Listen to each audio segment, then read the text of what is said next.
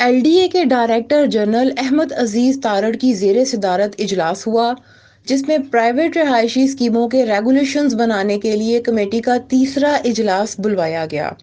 اجلاس میں ڈیولپرز کے نمائندے شیراز منو اور اکبر شیخ نے شرکت کی۔ انجینئرنگ یونیورسٹی کے شعبہ ٹاؤن پلاننگ کے سربراہ پروفیسر شاکر محمود بھی اس اجلاس میں شریک ہوئے۔ چیف میٹروپولیٹن پلانر سید ندیم اختر زیدی نے بھی شرکت کی اور معروف ٹاؤن پلانرز وسیم احمد خان اور وحید احمد بٹ نے بھی اس اجلاس میں شرکت کی۔ ڈائریکٹر میٹروپولیٹن پلاننگ فیصل مسعود قریشی اور ڈائریکٹر لاء عبدالرزاق کی بھی اجلاس میں شرکت۔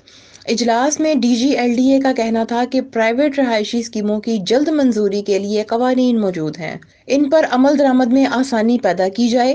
شہریوں کی سہولت اولین ترجیح ہے، اس مقصد کے لیے قوانین کو سادہ اور آسان بنایا جا رہا ہے۔ انہوں نے کہا کہ دیگر شہروں کی ڈیولپمنٹ اتھارٹیز بھی ایل ڈی اے قوانین کو اختیار کر رہی ہیں۔ فاریہ سلیم، صدائے لاہور نیوز، لاہور۔